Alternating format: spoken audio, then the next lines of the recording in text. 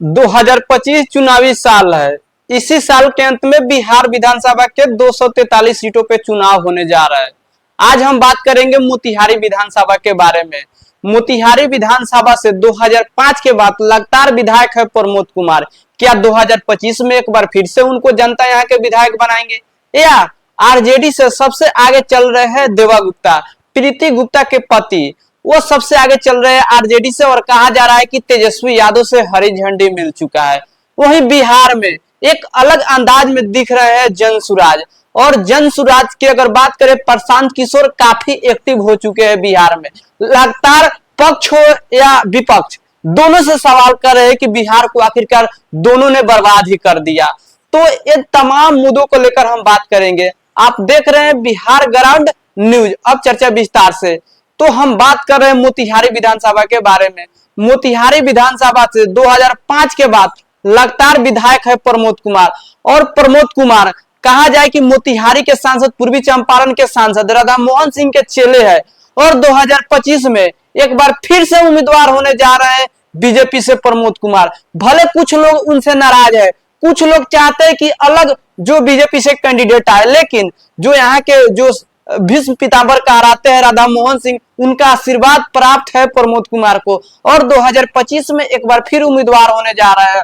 और उनका तैयारी भी देख रहा है मैदान में, क्योंकि मैदान में उतर चुके हैं और डोर टू डोर कैंपेन कर रहे हैं। हर जो गांव में जा रहे हैं, लोगों से मुलाकात कर रहे हैं और समस्याओं के बारे में बात कर रहे हैं, लेकिन उनसे काफी लोग नाराज है। 20 वर्ष अगर कोई विधायक रहता है तो सोचिए उनसे जनता नाराज होगी, और इसी का फायदा क्या उठा पाएंगे विपक्ष के जो भी यहाँ से उम्मीदवार है, वो चाहे आरजेडी के उम्मीदवार देवा गुप्ता ही हो। देवा गुप्ता कहा जा रहा है कि बाहुबली है, दबंग है, पैसे का कमी नहीं है उनके पास। और देवा गुप्ता की पत्नी प्रीति गुप्ता, जो प्रकाश साहताना को सिर्फ मोतिहारी में चुनाव हरा दिए थे 14,000 के वोट से। समझिए एक उनकी पकड़ समझिए, क्योंकि मोतिहारी में कितनी पकड़ है कि कहा जाता है कि शहर के लोग बीजेपी को वोट देते हैं, लेकिन उस गोले को तोड़कर प्रीति गुप्ता मोतिहारी में झंडा गाड़े और यहाँ के मेयर बनी। और उनके पति जो देवा गुप्ता है, वो चाहते हैं कि विधानसभा का चुनाव लड़े मोतिहारी से, और तेजस्वी यादव से उनकी बात हो चुका है। इससे पहले लोकसभा के अगर बारे में बात करें तो चाहते थे कि लोकसभा 2024 का ही चुनाव लड़े, लेकिन यहाँ से वीआईपी को टिकट दे दिया गया, वीआईपी के खाते में सीट चला गया, और वीआईपी से राजेश कुशवाहा मैदान में आए, वो चुनाव हार गए।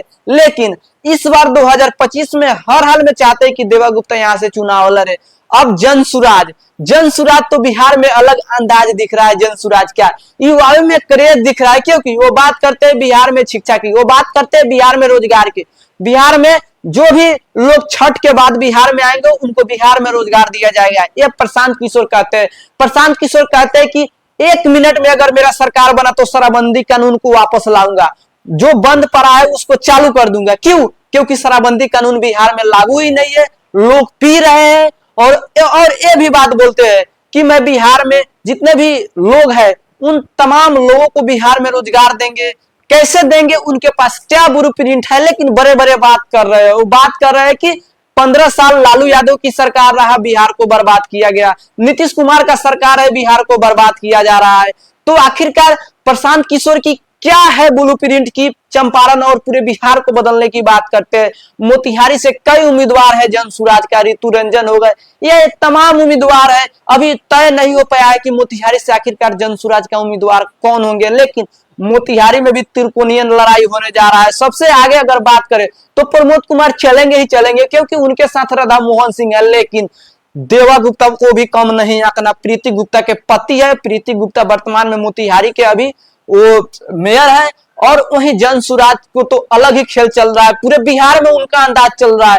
हर समय बड़े बड़े नेता शामिल हो रहे हैं, मनीष कश्यप जैसे युवा नेता शामिल हो रहे हैं, रितेश पांडे जैसा युवा नेता शामिल हो रहा है, और उनकी बिहार बदलाव एक यात्रा चल रहा है कि बिहार को बदला जाए। तो ये चंपारण के मोतिहारी के बारे में हम लोग बात कर रहे थे, मोतिहारी विधानसभा के बारे में बात कर रहे थे। आप लोगों के मन में क्या प्रतिक्रिया है, कमेंट कर जरूर बताएं। मिलते हैं अगले वीडियो में, तब तक के लिए धन्यवाद।